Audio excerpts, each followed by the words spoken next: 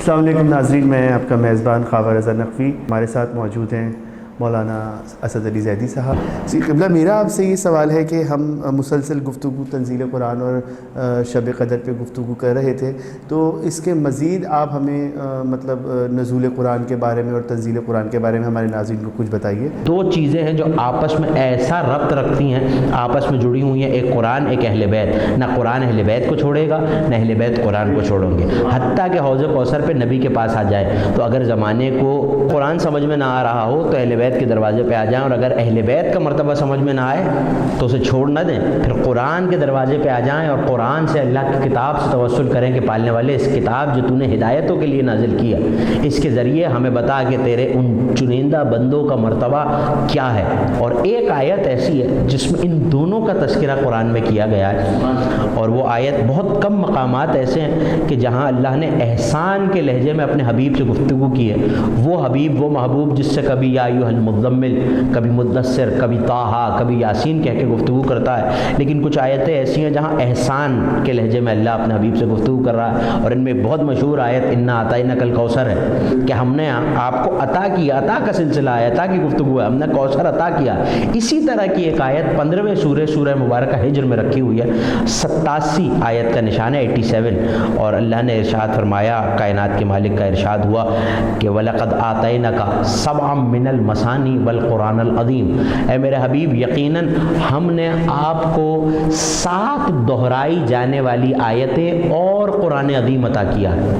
7 خوبصورت، دونوں ترجمے موجود ہیں کہ 7 خوبصورت آیتیں، مثانی کا مطلب قابل ثنا آیتیں، یا پھر 7 دہرائی ہوئی آیتیں عطا کی ہیں۔ اور نبی کا فرمان طرفین کی کتابوں میں موجود ہے کہ اللہ نے مجھ سے بہت کم مقامات پہ احسان کے لہجے میں گفتگو کی، اور اس مقام پر قرآن کا احسان الگ جتلایا ہے اور 7 مثانی کا احسان الگ جتلایا ہے۔ جب ہم پوچھتے ہیں مفسرین سے تو یہی کہتے لوگ نظر آتے ہیں کہ سورہ فاتحہ کی چونکہ بسم اللہ سمیت 7 آیتیں ہیں تو یہ سورہ فاتحہ کا تذکرہ ہے، ہمیں اس سے کوئی انکار نہیں، یقیناً یہ بھی ایک تفسیر ہے، لیکن امام صادق کا فرمان موجود ہے کہ قرآن کی ایک آیت کی 70 ظاہری تفسیر ہوتی ہے، 70 باطنی تفسیر، تو 140 تفسیریں ہو سکتی ہیں ایک آیت کی۔ قرآن اپنے اندر اتنے علوم سمیٹے ہوئے ہیں اور اپنے دامن میں اتنے علوم پنہا کیے ہوئے ہیں کہ 140 تفسیریں ہیں۔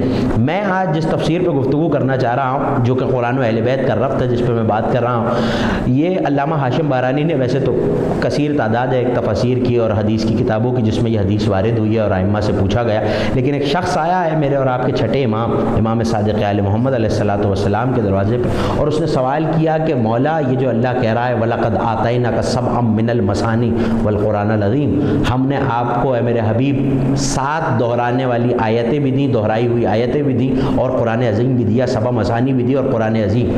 تو مولا نے فرمایا لوگ کیا کہتے ہیں، کیا مطلب ہے اس بات سے؟ تو یہ سوال کرنا چاہتا ہے؟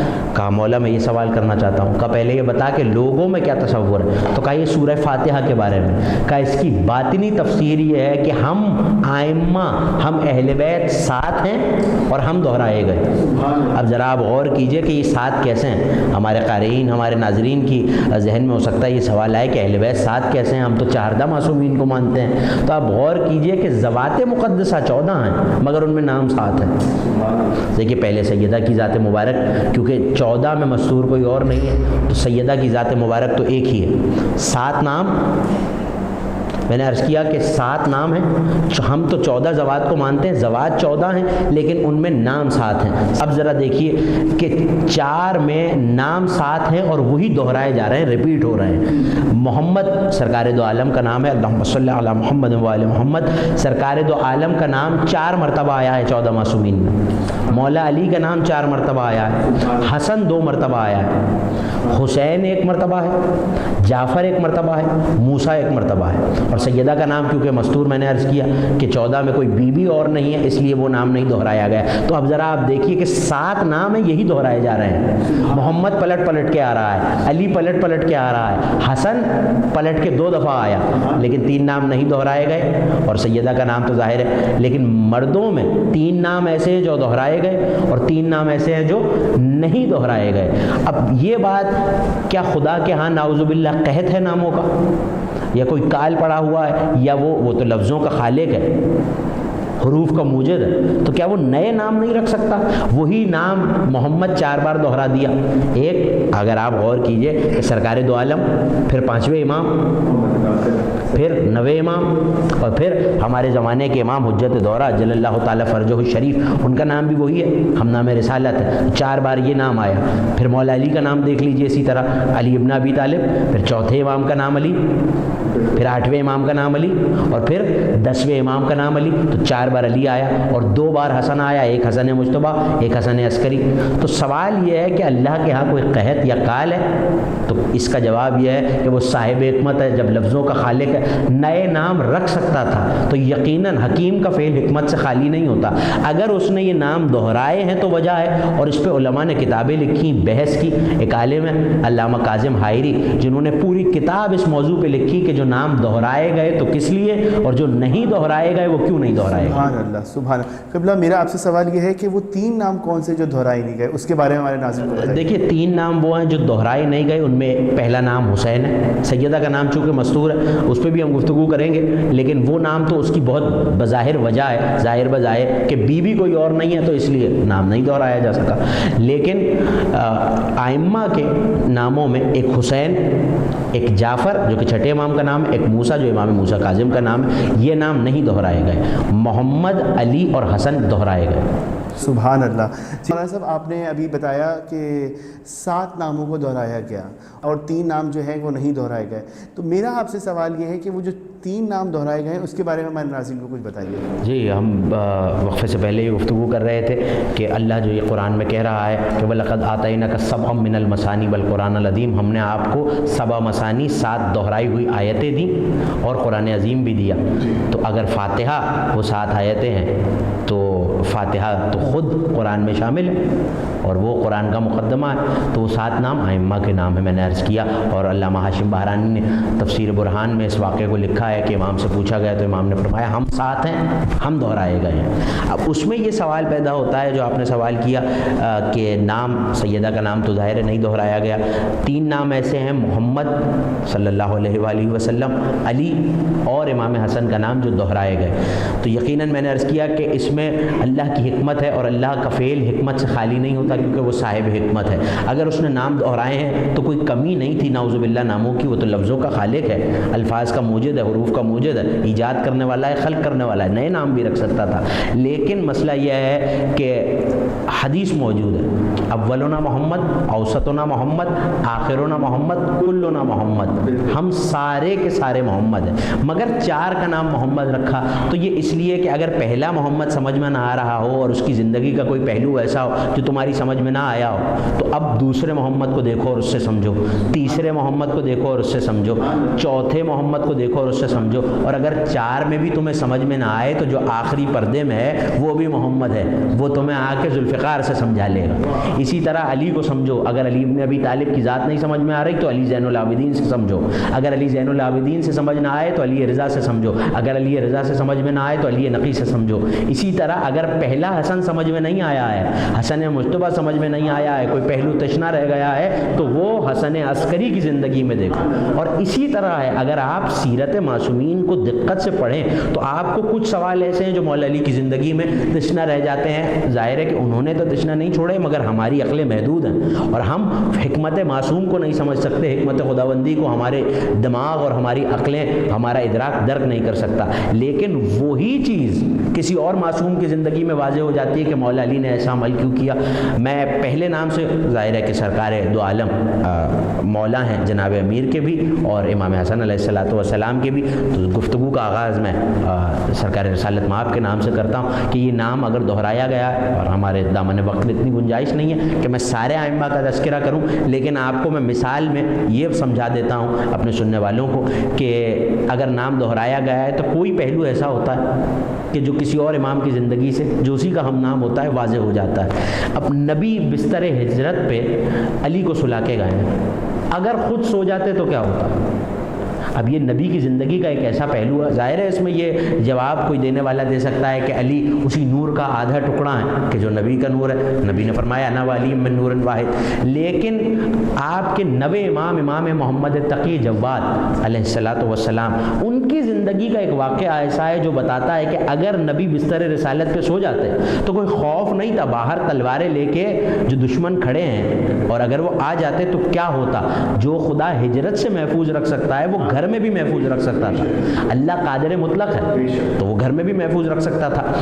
ایسے میں نے عرض کیا تھا جب ہم امہات المعصومین کی گفتگو کر رہے تھے تو مادر امام نقی علیہ الصلوۃ والسلام، ان پہ ہم نے گفتگو کی کہ ان کی والدہ ماجدہ جو ہیں وہ امام تقی کی زوجہ ہیں، لیکن امام تقی کا ایک اور اخ بھی ہے جو کہ خلیفہ کی بیٹی سے ہوا ہے جس کا نام ام فضل ہے اور جس نے زہر مولا کو دیا۔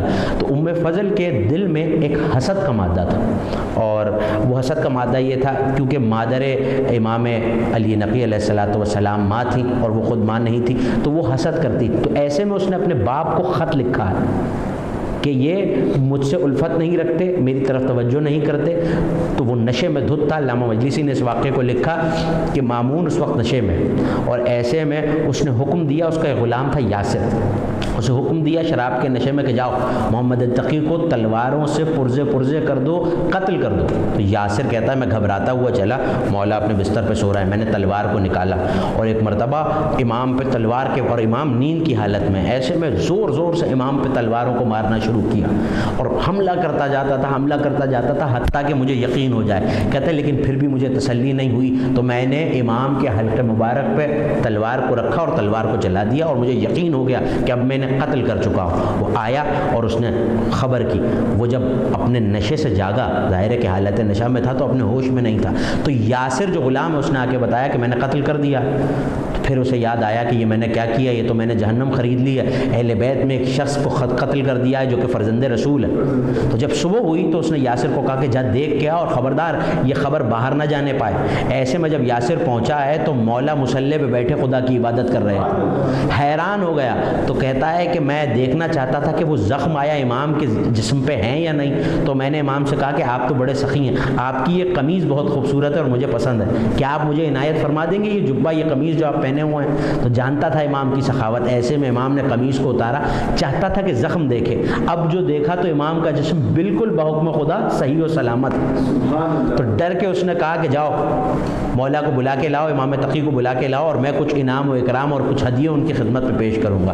یہاں مولا آئے ہیں، ایک مرتبہ آگے بڑھ کے جلدی سے، جانتا ہے کہ میں نے کیا گناہ کیا ہے تو اپنے گناہ کو مٹانا چاہتا ہے کہ میں قتل نہیں کر رہا تاکہ یہ لوگوں میں بات نہ چلی جائے۔ تو مولا کو گلے سے لگایا، مانکا کیا، تو کان میں امام نے فرمایا آئندہ کبھی شراب کے نشے میں آل محمد سے لڑنے نہ آ جانا۔ اس واقعے نے ہمیں یہ سمجھا دیا کہ نبی اگر اپنی زندگی میں بستر رسالت پہ سو جاتے اور تلواریں آ بھی جاتی تو وہ قادر مطلق اپنے حبیب کو ایسے ہی محفوظ رکھتا جیسے محمد تقی کو محفوظ رکھا۔ ایک محمد نے دوسرے محمد کی زندگی کی ایک فضیلت کو اجاگر کر دیا۔ اسی طرح مولا علی کا تذکرہ ہے، یہ نام بھی 4 مرتبہ دہرایا گیا۔ تو ایک مثال اس کی بھی میں ایک واقعہ عرض کروں کہ امام سجاد جن کا نام امام زین العابدین کا اصل نام علی ابن حسین ہے، وہ بھی علی ہیں، اور کمال یہ ہے کہ علی کی موجودگی میں علی ہیں، مولا علی کی موجودگی میں 2 برس کے تھے۔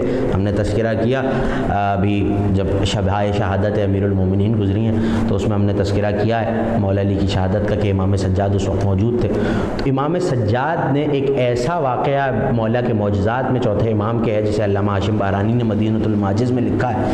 دیکھیے مولا علی کی زندگی کا ایک واقعہ کہ سوکھی روٹیاں مولا کھاتے تھے۔ ہم نے 15 رمضان 14 رمضان جو جشن امام حسن پہ گفتگو کی تھی اس میں نے دسترخوان امام حسن کا تذکرہ اور وہ واقعہ سنایا تھا آپ کو اور اپنے سامعین کو کہ بیٹھے ہوئے باغ میں جو کی روٹی سوکھی ہوئی کھا رہے ہیں، تو لوگ یہ سمجھتے ہیں کہ شاید مفلسی کی وجہ سے، تو امام سجاد نے بتایا کہ وہ میرے جد کی سوکھی روٹیاں کھاتی ہیں۔ اب وہ واقعہ آپ سنیے کہ ایسے میں ایک شخص امام کے سامنے بیٹھا ہے اور گریہ کر کے یہ کہہ رہا ہے مولا میں مقروض ہوں۔ تو امام نے گریہ فرمایا اور اپنے خادم سے یہ کہا کہ ہماری صبح کی 2 روٹیاں لا کے اس کو دے دو۔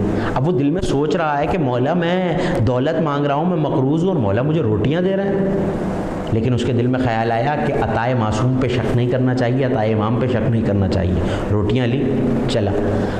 اب جو اس نے دانت سے روٹی کو توڑنے کی کوشش کی ہے تو وہ روٹی اتنی سخت ہے کہ وہ کہتا ہے کہ مجھے لگتا تھا میرا دانت ٹوٹ جائے گا مگر یہ روٹی نہیں ٹوٹے گی. ایسے میں چلا تو میں نے سوچا لیکن مولا نے عطا کی ہیں تو اس میں کوئی نہ کوئی حکمت ضرور ہوگی. یہ ہوتا ہے عقیدہ کہ عطائے معصوم پہ شک نہ کیا جائے. کہتا میں گزر رہا تھا تو ایک مچھلی والا تھا, میں نے دیکھا اس کے پاس ایک ہی مچھلی بچی تھی. میں نے کہا کہ یہ روٹی مجھ سے لے لے اور یہ تیری آخری مچھلی ہے, یہ مجھے دے دے اور میرا بھی پیٹ بھر جائے گا اور یہ روٹی تجھے مل جائے گی. اب ذہن میں تو تھا کہ روٹی تو میں نہیں کھا سکتا, اتنی سخت ہے. کچھ آگے چلا, مچھلی والے نے روٹی لے لی, مچھلی اسے دے دی. ایک نمک والا تھا, ظاہر ہے مچھلی ہے تو نمک بھی چاہیے. اس کے پاس کچھ ڈلیاں تھیں اور خراب سی ڈلی اس کے پاس بچی تھی, تو جا کے کہنے لگا یہ میری روٹی بھی سوکھی ہوئی ہے, تیری ڈلی بھی خراب ہے, روٹی مجھ سے لے لے, نمک مجھے دے دے. اب روٹی اور نمک لے کے چلا ہے, گھر پہنچا تو دونوں روٹیاں دے چکا ہے اور مچھلی اور نمک اس کے پاس ہے. اب جو مچھلی کا پیٹ چاک کیا تو مچھلی کے پیٹ میں سے ہیرے, لال, جواہرات, موتی نکل آئے. کہتا ہے میں حیران ہو گیا کہ مولا نے جو روٹیاں دی تھیں اس کے بدلے مجھے کیا ملا ہے, لیکن میرے دل میں خوف بھی تھا کہ مچھلی والا کہیں واپس نہ آ جائے. ابھی میں حیران ہو رہا تھا کہ دروازے پہ دق الباب ہوا. اب جو میں نے دروازے کو کھولا تو مچھلی والا کھڑا تھا. کہتا ہے کہ میں ڈر گیا کہ اسی کا تو مجھے ڈر تھا کہ یہ مجھ سے کہیں واپس نہ مانگ لے. میں نے کہا بھائی کیسے آنا ہوا؟ تو وہ مجھ سے پلٹ کے کہنے لگا بھائی یہ روٹی مجھ سے لے لے اور مچھلی بھی تو رکھ لے, نہ مجھ سے یہ روٹی کھائی جائے گی, یہ میری کسی کام کی نہیں, مچھلی بھی تیری ہوئی اور یہ روٹی بھی تیری ہوئی. تو کہتا ہے میں نے مولا کا شکریہ ادا کیا اور پروردگار کا شکر ادا کیا کہ اس نے مجھے ایسا امام دیا ہے. کہتا ہے ابھی میں نے دروازے کو بند کیا تھا کہ پھر دق الباب ہوا. اب نمک والا کھڑا تھا, نمک والے نے کہا کہ بھائی یہ روٹی لے لے, نمک بھی تیرا ہوا, روٹی بھی تیری ہوئی. کہتا اب میں دونوں روٹیاں لے کے یہ حیران ہو رہا تھا کہ یہ مولا کی کیا حکمت تھی کہ یہ سوکھی روٹیوں کے بدلے مجھے کتنی دولت, ہیرے جواہرات مل گئے. ایک مرتبہ پھر دق الباب ہوا. اب جو دروازہ بجا تو میں نے دیکھا امام کا غلام دروازے پہ کھڑا ہے. میں نے کہا بھائی کیسے آنا ہوا؟ امام نے مجھے یاد کیا. کہا ہاں تجھے یاد تو کیا ہے مگر امام نے یہ فرمایا ہے کہ ہماری روٹیاں ہمیں واپس کر دے, تو انہیں کھا نہیں سکتا. تو بیٹے نے, پوتے نے بتا دیا کہ علی جو میرے جد سوکھی روٹیاں کھا رہے ہیں اسے مفلسی نہ سمجھو, علی کی سوکھی روٹیوں کی قیمت لال و جواہر ہے. یہ واقعہ ایسا ہے کہ ایک علی نے بتایا کہ وہ علی کیا ہے, تو یہی حکمت ہے کہ نام دہرائے جا رہے ہیں. اور اب وہ تیسرا نام جو امام حسن مجتبیٰ کا نام ہے, دیکھیے ایک حسن مجتبیٰ ہے, ایک حسن عسکری. ہم نے جو پروگرام جو نشست امام حسن پہ کی اس میں آپ نے بھی سوال کیا تھا اور اس پہ گفتگو ہوئی کہ امام حسن نے سلوک کیوں کی, کیا وہ مجبوری تھی, امام حسن کے ساتھ لشکر نہیں تھا؟ وہ حسن مجتبیٰ لوگ اس سلوک کو سمجھے نہیں تھے اور آج تک نہیں سمجھ پا رہے ہیں اس سلوک کو. اور اپنے ہی لوگوں میں غیروں میں بھی یہ سوال ہوتا ہے کہ معاذ اللہ شاید مجبور تھے اس لیے سلوک کی. تو یہ امام عسکری نے بتایا کہ حسن کا لشکر کیا ہے. عسکری کہتے ہیں عسکر عربی میں لشکر کو کہتے ہیں, عسکری لشکر والا. اور یہ نام کب پڑا عسکری, یہ لقب کب ملا؟ جب حاکم وقت نے مولا کو مرعوب کرنے کے لیے بلایا, ایک ٹیلے پہ بلایا اور سامنے اپنے لشکر کو کھڑا کیا اور ان کے ہاتھوں میں مشعلیں دے دی. اب اگر دور سے آپ روشنی کو دیکھیں اور مختلف روشنیاں ہوں تو لگتا ہے کہ بہت زیادہ تعداد ہے, تو لشکر سامنے کھڑا ہے, مشعلیں جل رہی ہیں. تو امام کو بلایا اور مرعوب کرنا چاہتا ہے, حجت خدا کو یہ دکھانا چاہتا ہے کہ میرا لشکر کتنا بڑا ہے. ایک مرتبہ کہنے لگا حسن عسکری ذرا میرا لشکر ملاحظہ فرمائیے. امام نے طائرانہ نظر ڈالی اور ایک مرتبہ مسکرا کے کہنے لگے کہ اے حاکم اگر تو اجازت دے تو میں بھی تجھے اپنا لشکر دکھاؤں. تو کہا اچھا آپ بھی کوئی لشکر رکھتے ہیں؟ کہا میرا بھی ایک لشکر ہے. کہا اپنا لشکر دکھائیے کہ آپ کا لشکر میرے لشکر سے وسیع ہے. تو امام نے کہا اب ذرا میری 2 انگلیوں کے درمیان دیکھ. یہ ہوتا ہے اعجاز امام. حسن عسکری ہیں, لشکر والے ہیں, تو کہا میری 2 انگلیوں کے درمیان دیکھ. وہ کہتا ہے میں حیران ہو گیا. اب جو دیکھا ہوائیں بھری ہوئی تھی, فضائیں بھری ہوئی تھی, خلائیں بھری ہوئی تھی, جنات آئے ہوئے تھے, ملائکہ آئے ہوئے تھے, کروبین آئے ہوئے تھے اور سب کہہ رہے تھے مرنا ابن رسول اللہ, اے نبی کے بیٹے, اے حجت خدا, ہمیں حکم دیجئے, ہم آپ کا لشکر ہیں.